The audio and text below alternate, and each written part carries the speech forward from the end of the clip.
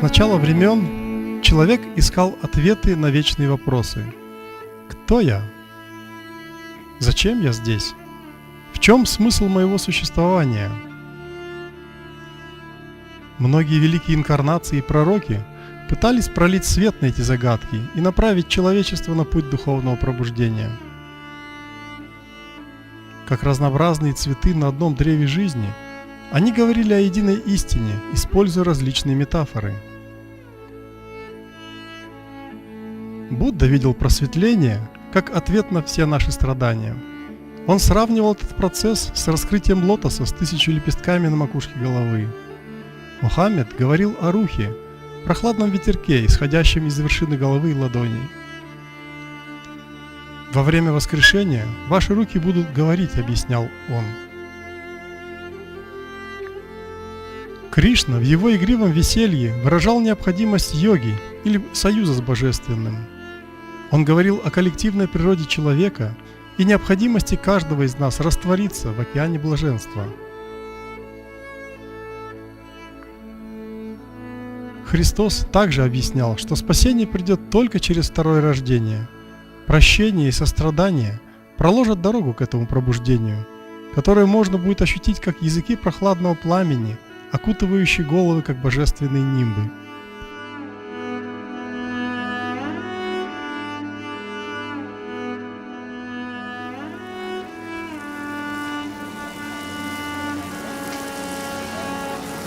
I was very lucky that I was able to meet with Shri Mathaji when I was about 18 years old.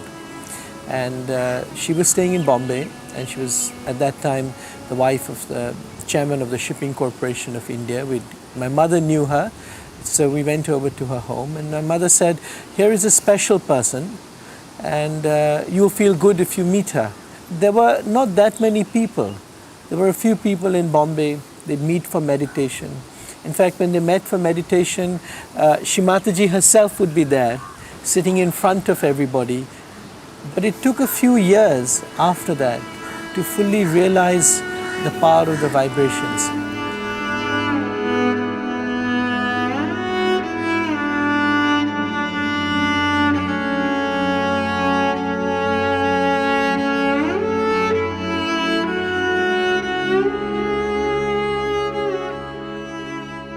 В 1970 году Шри Матаджи Нирмала Деви начала обучать медитации небольшую группу искателей. На занятиях она стояла позади каждого и поднимала кундалини, кладя свою руку на различные энергетические центры, расположенные вдоль позвоночника. Это был естественный процесс пробуждения энергии чистого желания. Она приводила в движение силу, называемую кундалини. У каждого из нас эта энергия, свернутая в 3,5 оборота, находится в спящем состоянии в основании позвоночника, внутри крестцовой кости. Когда энергия пробуждается, она поднимается по позвоночному столбу, активизирует энергетические центры и, пройдя через макушку головы, соединяет наше тонкое тело с божественным началом. Несмотря на то, что первоначально Шри Матаджи встретила небольшую группу искателей истины, она искала универсальный метод, который позволил бы ей передать этот опыт большим группам людей. Вскоре ей удалось найти технику массовой самореализации. Принимая во внимание все условности и ограничения человеческой личности, метод был создан чрезвычайно простым. Для пробуждения внутренней энергии искателю достаточно было изъявить свое желание, держа левую руку по направлению к Шри Матаджи.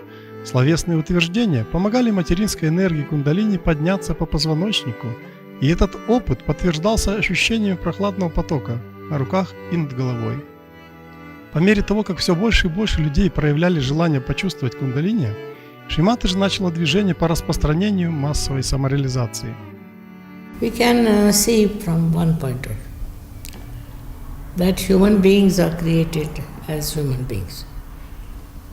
And they have mental, emotional, all these sides. Now they are guided by their emotional side, maybe mental side, also depending on the birth and all that. So they are bound by all these things.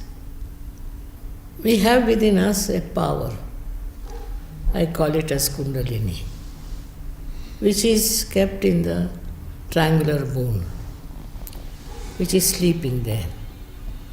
So when you awaken that Kundalini, she passes through these various aspects of her life and she enlightens them. Not only enlightens them, but she binds them and makes them one. That is where we become above all these things and we become ourselves. Начав в 1970 году, Шри Матаджи проводила программы массовой самореализации в 65 странах мира, начиная от России и заканчивая Австралией. В 1995 году на публичной программе в Бомбее она подняла кундалини около 100 тысячам человек. Не находя свободных мест в холле, люди сидели на улице и, не имея возможности услышать всю лекцию, просто протягивали руки и чувствовали радость.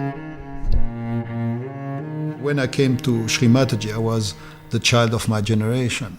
And then, with this sort of very permissive lifestyle that we had, our generation, then when you come to someone like Shri Matаджи, who is purity herself, and all your chakras are basically in jeopardy, all your chakras are more or less broken.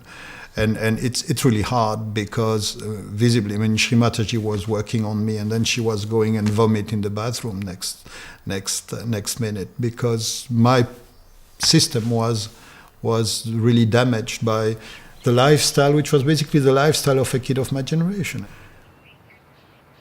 And when she came and she told me what she was here for, what she had come for, what she was going to give mankind, what she was giving mankind already, then that was making the whole thing meaningful, the whole course of history.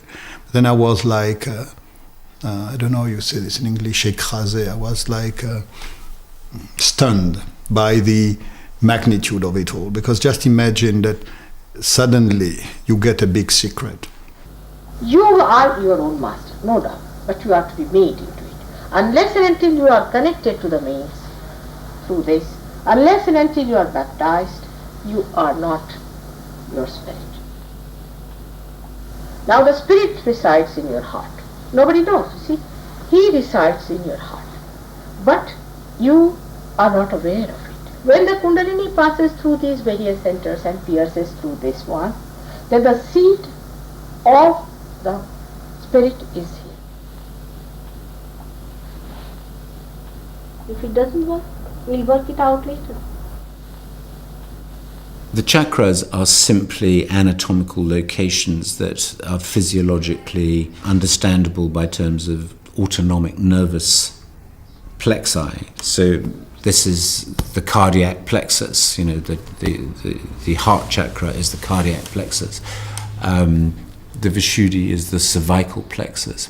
Now, what I don't understand is how you can get cool air coming out of your head. That's not part of my training. There is no way in allopathic medicine, in Western teaching, that you get cool air coming out of your head, and as it goes past here, you go into meditation.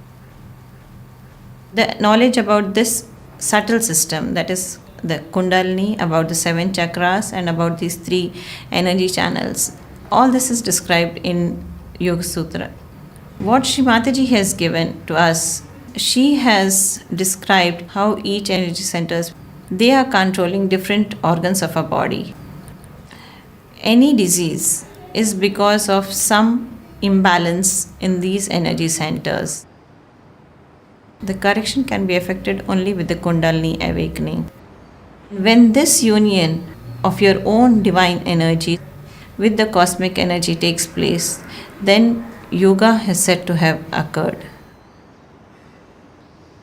Normally, a person cannot stop his or her thoughts, but when the Kundalini gets awakened, then a person is put into a thoughtless state, and finally it goes up to the Sahasrara, and a person is feeling the cool breeze. Йога или энергетический союз превратилась в практику, не требующую больших усилий. Отпала необходимость стоять на голове или покупать дорогостоящую мантру. Получить свое просветление в сердце Лондона стало намного проще, чем в Гималаях. Не нужны стали и визиты в кабинет психолога. Шри Матаджи не переживала по поводу количества людей на программах. Ее больше интересовало качество искателей. Она никогда не брала денег за самореализацию или разработку своего метода. Более того, вкладывала собственные средства в развитие Сахаджи Йоги. До последнего дня Шри Матаджи была уверена в том, что нет необходимости платить за свой собственный духовный рост. All these ideas about religion and God and all that must be again reformed.